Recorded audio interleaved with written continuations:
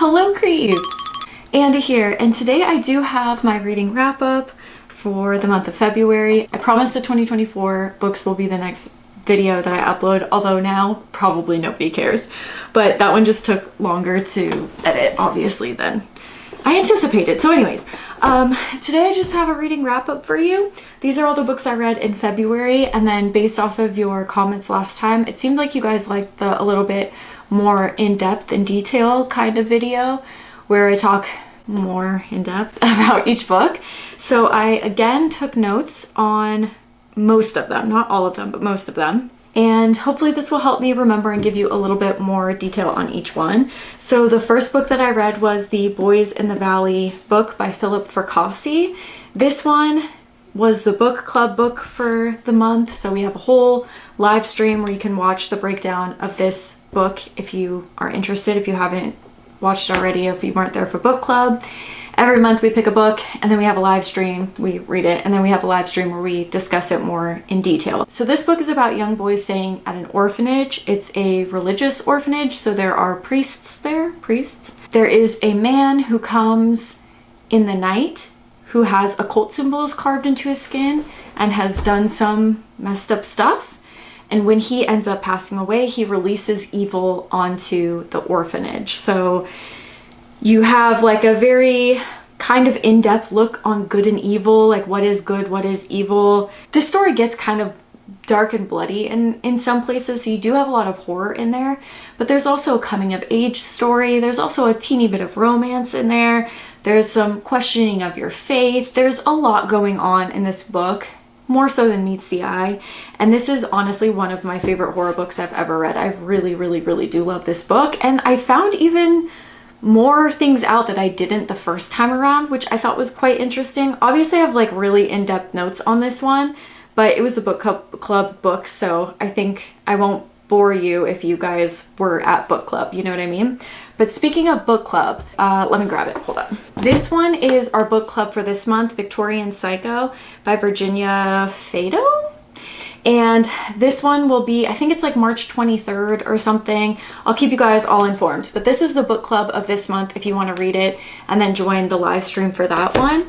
And then we have also collectively decided to conquer or attempt to conquer House of Leaves for our December book club. It seems like an intimidating book. However, you only have to read like 80 pages a month until December. So if you guys want to conquer this with us, then go ahead and pick this bad boy up too. We will also be having some reading sprints. Anyone can join, but we'll be reading this book together. So those are the updates on book club in case anybody is interested in that. But otherwise, let's get back to the other books. Next up, I read Thighgap. This is by Chandler Morrison, the writer of Dead Inside. This one's not an extreme horror, and honestly, it does feel like Bret Easton Ellis adjacent. Like they do have kind of similar vibes in the story. I won't say writing styles, but just a similar feel for them. So if you like his work, I think that you would enjoy this and kind of the way that the book is structured. It did a little bit remind me of like a female version of Less Than Zero in a way, but obviously not the same things happen. But it is just like the sad, tragic story of a girl, and it takes place in LA, so that's probably another reason why they seem similar. But it's about this girl who was bullied for her weight when she was younger. So then she alternates to the other extreme and starts limiting her food intake. And she becomes this beautiful, successful, famous, rich person that she's always wished that she could be. And she thinks that all that matters is being thin and the money and the fame and the envy from others as well, because it actually makes her feel love and respect. Or so she thinks, because she didn't have that when she was younger. But it turns out that all her relationships, and this again I think is why it feels a little bit like Less Than Zero, because all the relationships are very empty, and like even the relationship with her therapist and stuff, he's more focused on himself than on her. And that made me feel like a little Less Than Zero too. If you guys have read that book, kind of the same thing happens there. Those relationships are very shallow and unfulfilling. So she has this downward spiral of her disordered eating and drug use and casual sex and all sorts of things. And she begins seeing her past self and her future self at the same time, and they're both kind of haunting her.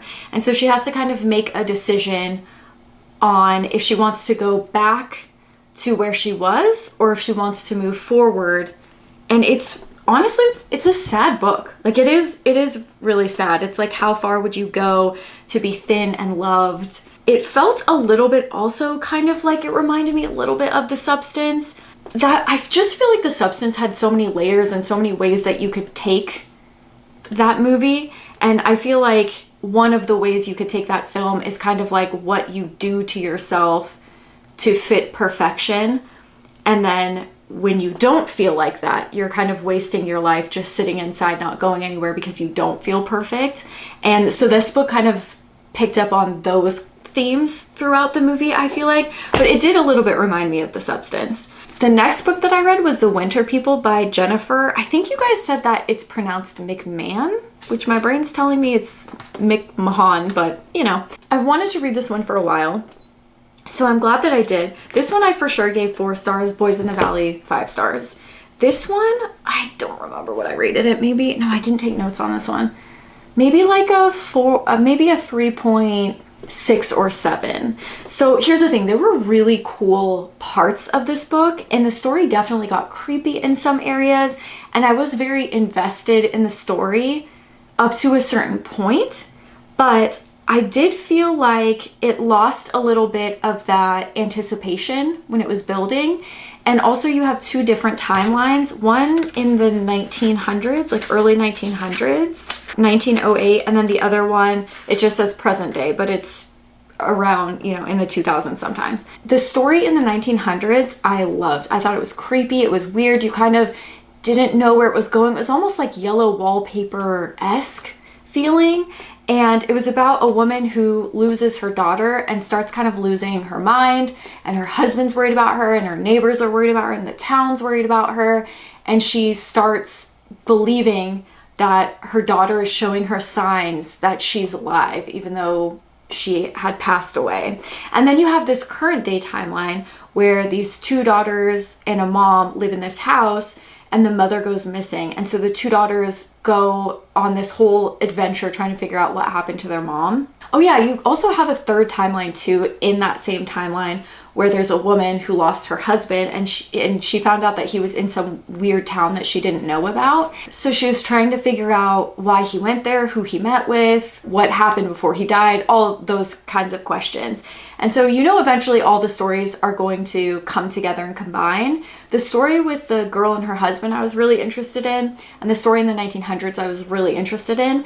The story with the mom kept me less entertained. There were definitely cool parts of it, but I don't think I was as entertained during those scenes. And I also had a lot of questions. There were some things in here where I'm like, but what about this? Well, but why this? But you know, so I don't think this was a perfect book, but I did feel like it was definitely creepy, and it was original, and there were a lot of things that I liked about it, but it definitely wasn't my favorite horror book. And there were some times in the story where I wasn't 100% engaged. I don't think I was ever bored in the story. Yeah, I mean, it was a decent horror book and I enjoyed it. I would definitely read more of her work. Let me see what this is rated on Goodreads. Oh, it's rated a 3.8. So yeah, I think like a 3.7 is an appropriate rating for me. Okay, guys, this might be the strangest book that I've ever read. So this is Left Hand by Paul Kieran, and we decided over on Patreon that I have this whole jar of these little book prompts. Aren't they so cute? They look like little books, and then you just pick one out of the jar, and this one says a book you know nothing about. So that was our prompt for this month, and that's why I picked this book, because the back doesn't have any information. It just says, to stop this novel occurring from this motel room is impossible. That's all it says. The cover is very interesting, so that was like the perfect prompt I felt like to read this book. So that's why I picked up this one. And this is the strangest book that I've ever read, I think. So first of all, it's in the form of either like a quiz, which is what I thought, but I've heard other people in the reviews, I read other people saying a manual. So I guess there's even different ways to interpret the way that it's written, but it is written cohesively enough kind of, where it is a story, kind of. It's broken into 4 parts. The first part, for sure, my favorite. It is about a guy who kills people, but then he'll go and turn himself in and find out that no one was ever murdered. So keep that in mind. There are a lot of cool quotes in here. Probably I can't read them all or at all. It's all very, very sexual. But basically, he blames his left hand for the killing of the people. And then you go on to the second portion of the book that looks a little bit more like a normal story, but it is anything but. This one is more kind of like stream of consciousness-esque, and it is talking about writing, and then also kind of like the death of his father, the person who's talking. I don't know if that's a narrator or the author, I'm not sure, but about life as a high school student, about dabbling in drug use and transgressive literature and all sorts of stuff. So what I took this as, and again, I cannot tell you what this book is about. I can't tell you if I'm even close to what this book is about. But basically what I got from the second part of the book was that he was blaming his left hand for killing people because that was what was writing these stories. And so this paragraph was kind of like his influence, I suppose, that transgressive fiction plus drug use plus like a grief and loss of his father and things like that. So that all manifested in him developing disturbing stories that often led to the deaths of people in fiction. Yeah, so I just wrote that it's easier to write a disturbing story than what you experience in life. And I think a lot of writers do draw from their own experience, even if it's just the feelings or emotions from what they experience in life, and then they kind of rework that into a fictional tale. I think that's pretty common in a lot of authors' work. So that's kind of what I got from that portion of the book, but it gets even stranger. And the stream of consciousness stuff is very nonsensical at times as well. It's not like a cohesive story ever really at any point in the book. Then you have a part where there's this weird school and the security is kind of overbearing and they have wires in their brains, and so it's almost like Big Brother-esque. They're being watched and monitored all the time. But interesting that he did discuss his high school life, and then that is represented in a portion of the book as well. And then the fourth part of the book is maybe the strangest part. It's like the characters, it's like the people from the school in a courtroom setting where they're pretending and playing the roles of judge, juror, lawyer. And it goes back and forth between that setting and like a beach and that setting and a car accident and that setting. It's kind of all over the place. It's so weird. It's so freaking weird. There's like, yes, okay, so there's people playing in a court, there's eating jellyfish venom, headless amputated corpses, a whole lot of sexual stuff. People die in one paragraph and then they're just talked about in the next paragraph like nothing happened. It's such a weird book. It also breaks the fourth wall and talks directly about the book, which I thought was quite interesting. Only in 1 or 2 places, but some people are like, oh, you think that this is going to be a good book? It kind of like pokes fun at itself or brings knowledge to the fact that the book is so weird, which I did think was actually pretty interesting. I will say that stream of consciousness type stories are not my favorite. You guys know that. And the ones that feel like they don't have a plot are even more so not my favorite. I'm glad I read it, you know what I mean? Like I bought it because I knew that it was going to be weird, and so I'm glad that I read it, but I definitely wouldn't recommend this for somebody who wants a cohesive piece of work. I would say if you want something just fucking weird, and I'm not even talking fever dream weird, I'm talking like nonsensical at a lot of points in this book, and very, very sexual and like disturbing stuff happens in this book. It does say that it's a horror book. I don't know for me that it necessarily fits horror, but there's enough disturbing stuff in there that I understand why it's placed in horror. But I was entertained, and that's kind of all you can ask for. there is also a point that does describe a car accident and then the jury letting someone off. And so I thought maybe that was kind of the whole point of the jury thing. Like maybe this really is about either the author's life or the narrator's life of the story. And maybe it does all wrap back around and make sense in some very loose terms.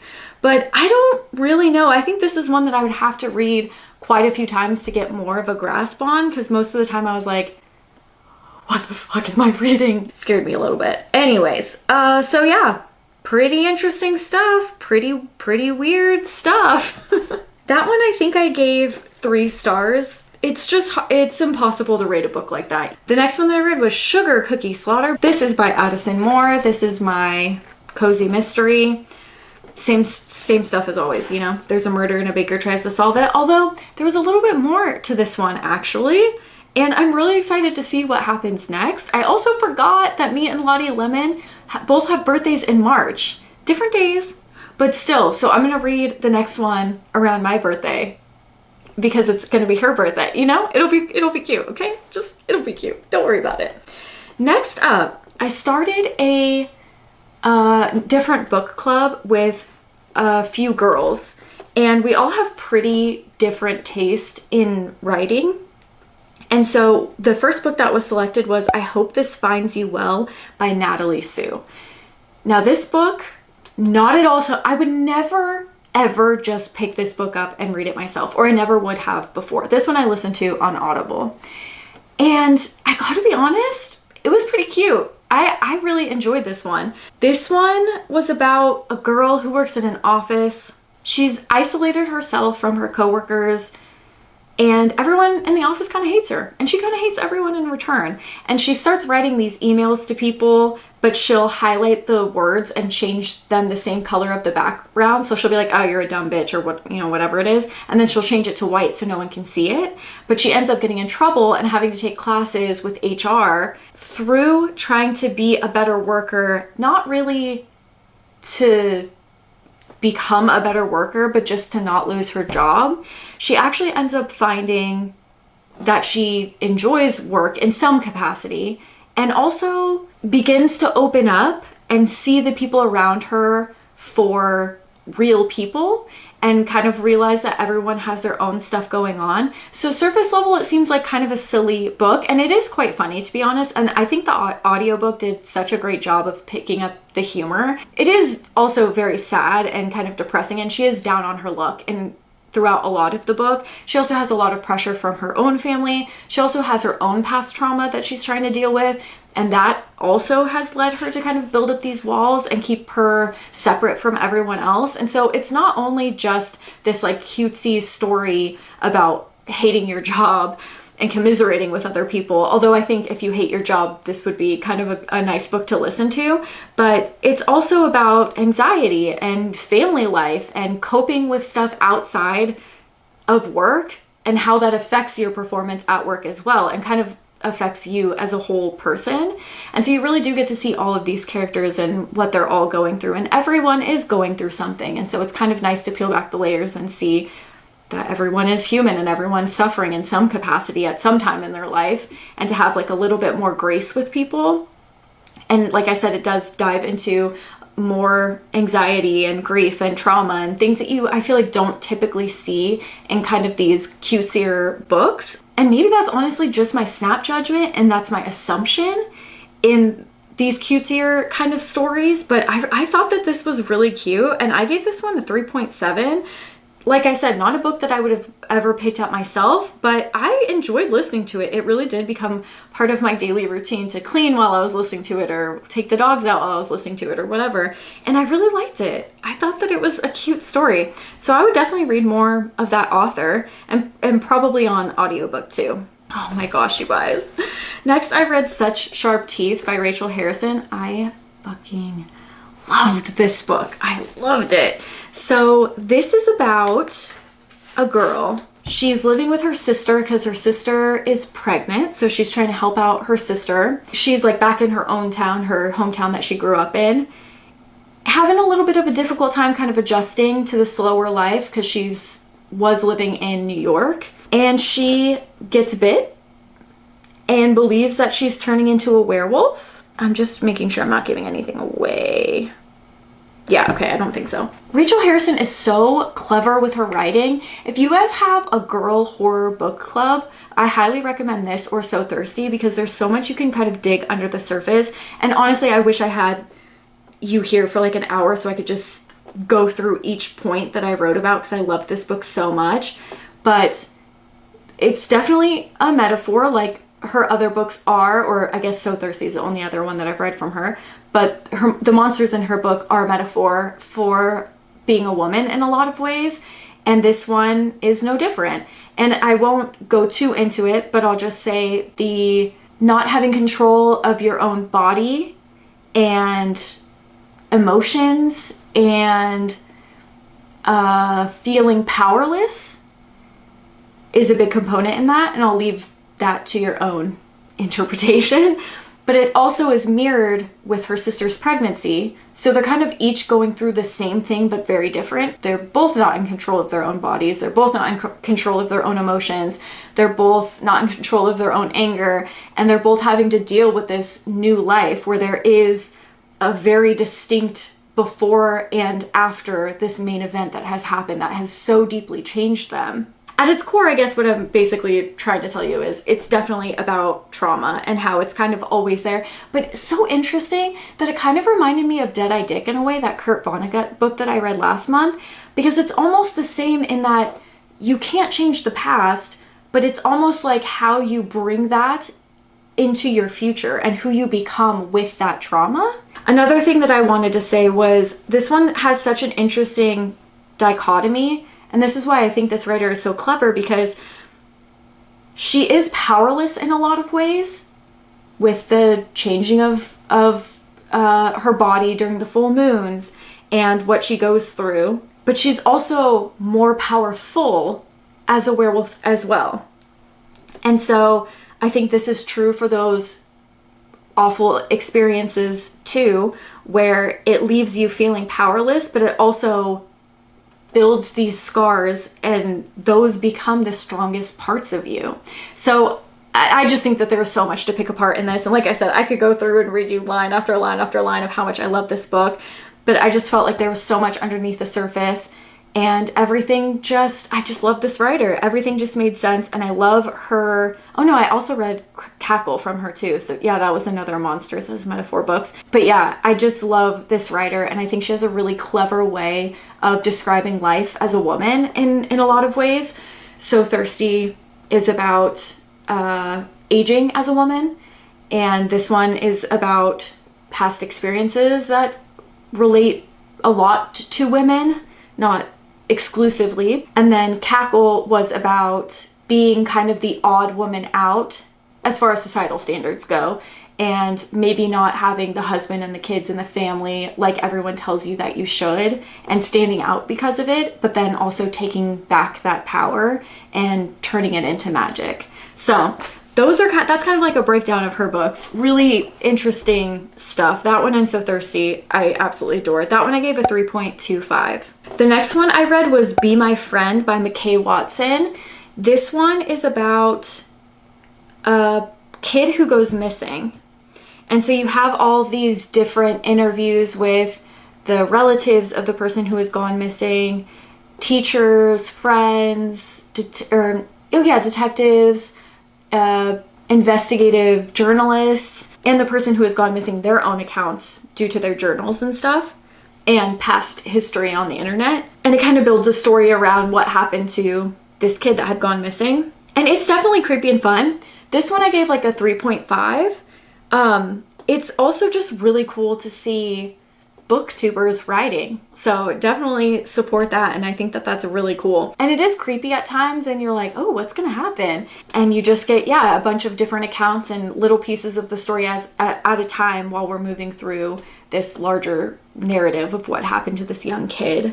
I probably should have given you a little bit more information. It's about this lonely kid who doesn't really get along with many people. His family, his friends, he kind of feels like an outcast. So he befriends somebody on the internet, and that person keeps pushing the limit and making him do more and more weird and disturbing things. until the kid eventually ends up going missing. That's why it's called Be My Friend. But yeah, fun and creepy. Next, we are Here to Hurt Each Other. This is a book of short stories. This is by Paula Ashe. I don't think I took too many notes on this one. This is about a man with a face of teeth. I mean, there are a bunch of short stories, but like it starts out with a man with a face of teeth. There's a lot of sibling parental issues throughout this entire book, things with children. The stories are separate, but some of them do feel a little connected in some ways, and there's some messed up stuff in here.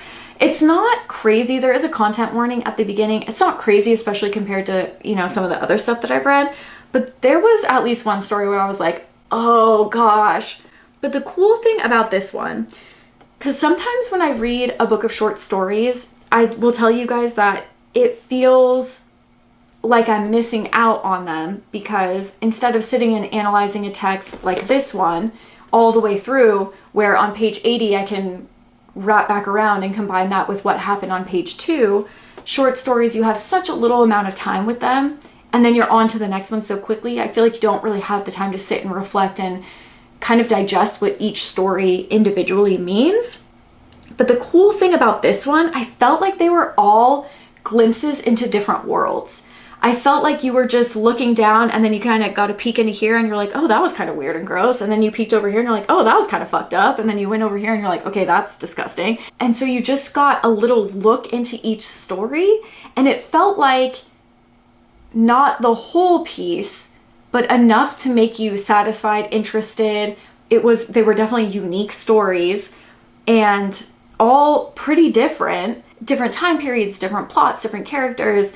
And it just felt, all in all, pretty satisfying of a read. I didn't feel disappointed by the short story. I didn't feel like I was missing out on a ton of stuff. I didn't feel like I was left thinking, man, that story was so quick and I really didn't get a sense to ponder that, because they're all so weird and odd that even if you sat and thought about them, you wouldn't know what was happening in the story. You know what I mean? So you just get such a little glimpse of each where you're like, that was satisfying and fun.